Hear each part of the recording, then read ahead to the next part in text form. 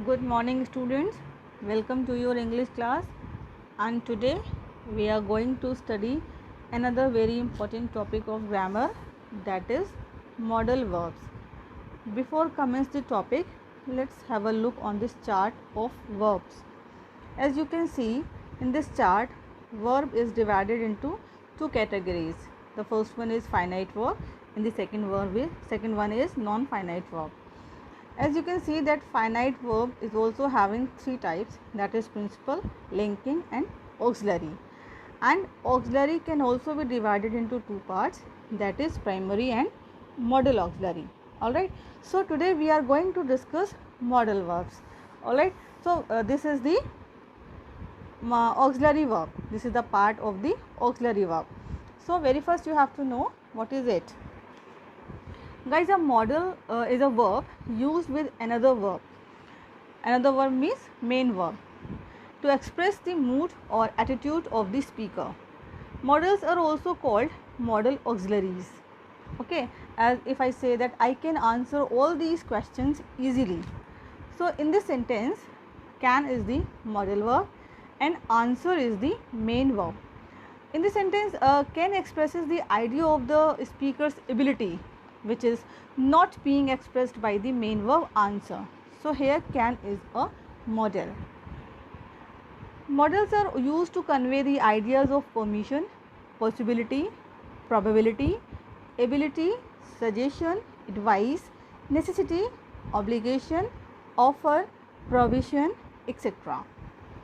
Now let's start.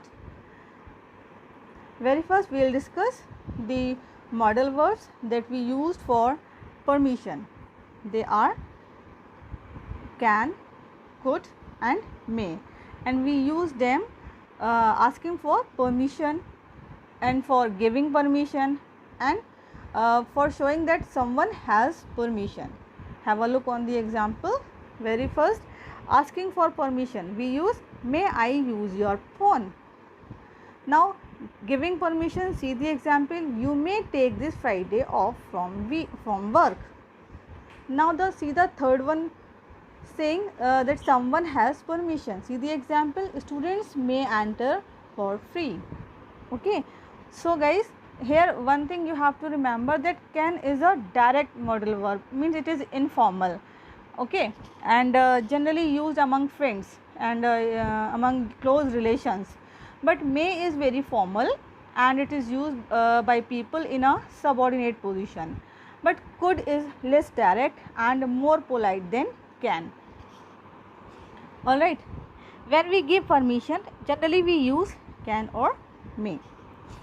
Now move on the next, that is the possibilities.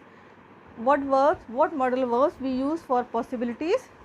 We use may, might and could. Okay, we use may, might or could to talk about present or future possibility. Here this thing you have to remember, that may suggest a good possibilities, means higher possibilities, and might suggest a weak possibility, means lesser possibility. Could suggest a still weaker possibilities. Alright, you can see the examples. I might study math. Another example, I may pass chemistry's exam. I may eat dinner at 8 a.m. Alright, now move on the next. Now modals of ability. Can, could and be able to. These are the modal verbs we use for ability. We use the modal verb can to talk about ability in the present. Okay, see the example, I can play the piano. He can drive. She can speak Dutch. In negative form, we say can't or cannot. Alright, see the example of it, I cannot play the tabla. Now one thing you have to remember, that be able to is a possible instead of can. Can has only two forms, present. In present it is can and in past it is could. But be able to can be used in all tenses. Okay, as you can see in this picture, that can and could cannot be used to talk ability in all tenses. We use be able to. All right, move on the next.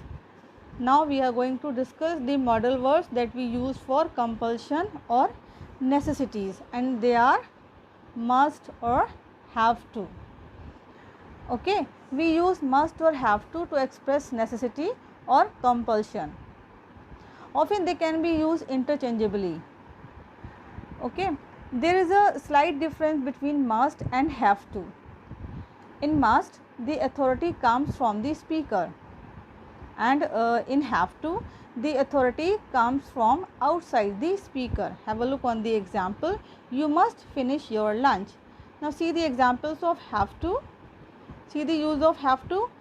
Have to for daily routines, laws and responsibilities. See the use. You have to pay higher transport cost, means there is a compulsion. Okay, move on the next. The modal verbs that we use for advice or suggestions, they are should and ought to.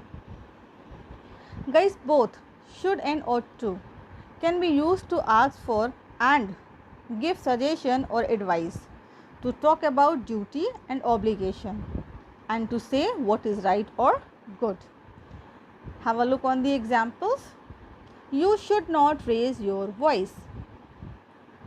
Another example is there. You ought not to raise your voice. Guys, there is one more thing. Had better. Had better is close to should and ought to, but the meaning is stronger. Had better usually implies a warning or a threat of possible bad consequences. Alright, now the next is modal verbs that we use for request, and they are would, could, will and can. We use them for asking for things. We use can or could, and we use asking someone to do something. We also use can and could. But here one thing you have to remember, that would or could is more polite than the will or can. See the example. Would you please turn on the light? See the example of will. Will you get the door for me, please? Okay, so what we have to remember here, that would or could is more polite than the will or can. Now the another one is use of dare and need. It is very important for you to understand the meaning, where we use dare and where we use need. Dare means have the courage, the challenge. Okay, see the example. How dare you to touch my bag? This is the example of courage. Okay, so guys, this is the modal verbs. You can also have a look on this chart, so you would understand clearly the use and the modal verbs, where we use and which modal verbs we use. Can, it is used for ability, doubt, astonishment. May, it is used for permission. Alright, must, obligation, form, necessity. Shall, supposition, intention. Will, etc. Just have a look on this chart, so things will be more clear to you.